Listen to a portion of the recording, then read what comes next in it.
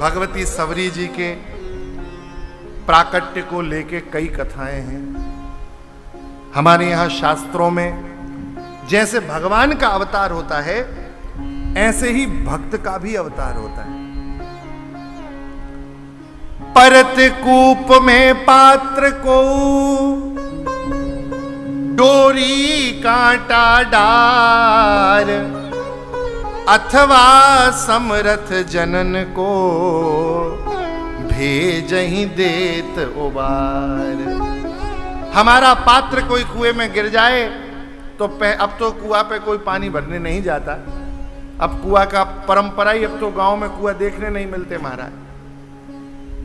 पहले गांव से दूर कुआं होता था, पनिहारिन माताएं जल लेके आती थी।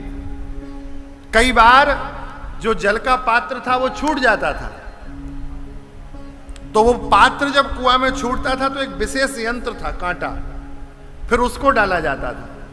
कई बार उस कांटे से भी काम नहीं चलता था, तो फिर कुआं के आसपास जो तैराक होता था, एक जो निपुण होता था उस कुआं में जाके लेके आने में पात्र को, फिर उसे भेजा जाता था कि अब तुम जाओ।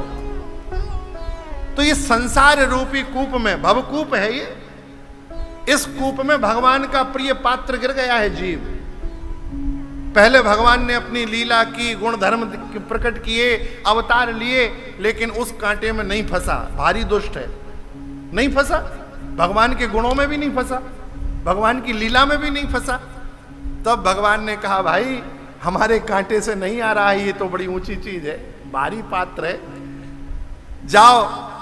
अब अपने किसी आचार्य को भगवान ने कहा कि अब तुम इस कुआं में जाओ और इस पात्र को खींच के हमारे पास ले आओ, हमारा पात्र है, हम छोड़ के नहीं जा सकते।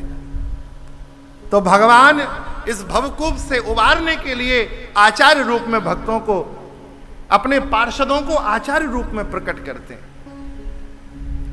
परत कूप में पात्र को डोरी कांटा डार, अथवा समरथ जनन को भेजहि देत निकाल।